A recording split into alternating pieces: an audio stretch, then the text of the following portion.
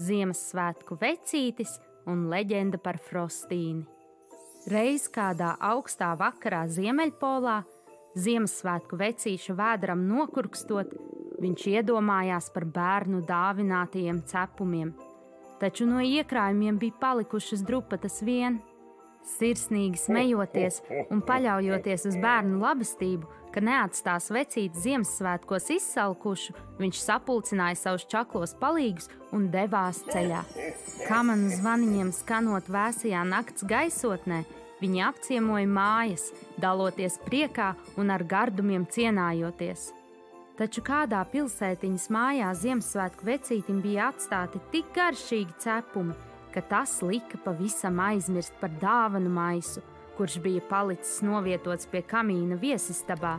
Visa nakts vēl bija priekšā, un Ziemassvētku vecīša piedzīvojums pilsētā bija tikai sācies. Ziemassvētku vecītis un viņa čaklie palīgi devās cauri sniegotajai pilsētai, sastopoties ar palaidnīgajiem elfiem, kur izspēlēja joks sniegotajos kalnos, kas bija ideāli piemēroti kamaniņu sacensībām. Smiekli virmoja gaisā, un viņi jautrībā turpināja apciemot viesmīlīgās pilsētiņas iedzīvotāju mājas, kurās cienājās ar cepumiem un pienu. Turpinot savu svētku ceļojumu, Ziemassvētku vecītis ar saviem palīgiem nejauši iemaldījās burvju mežā, kur sāka sadzirdēt balsis, tāpēc viņi devās dziļāk iekšā. Kad bija sasnieguši mistiskā meža sirdi, atklājās, ka senie koki čukstēja klusos toņos, un to balsis nēsāja vējš.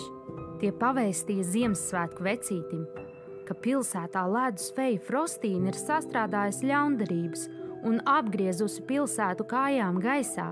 Ziemassvētku vecītis un viņa palīgi nekavējoties steidzās uz pilsētu cauri maģiskajam mežam.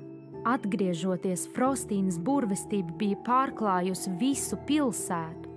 Ziemassvētku vecītis atcerējās par savu aizmirsto dāvanu maisu. Nu jau Frostīnas burvju pieskāriens bija pārvērtis tās maģiskos pārsteigumos. Rotaļlietas atdzīvojās, spēlējot un dejojot. Mierīgā pilsētiņa tagad bija kļuvusi par burvestības pārņemtu rotaļu laukumu. Ziemassvētku vecītis meklēja Frostīnu, palaidnīgo ledusfeju, lai izbeigtu viņas ziemesburvju izdarības. Seno koku čukstu vadīts Ziemassvētku vecītis kopā ar čakliem palīgiem ātri atrada Frostīnu un pierunāja viņu atcelt ledus burvestību. Palaidnīgā feja svētku noskaņu pārņemta piekrita un vicinot ar savu ledus burvju nūju, rotaļlietas atgriezas savā vietā. Nākamajā rītā iedzīvotāji pamodās, nenojaušot par maģisko nakti. Viņu mājas bija izrotātas ar dāvanām pateicībā par pilsētiņas viesmīlību. Ziemassvētku vecītis un viņa palīgi priecājās, ka ir atjaunojuši kārtību, turpināja savu ceļojumu, atstājot pilsētā siltas svētku noskaņas.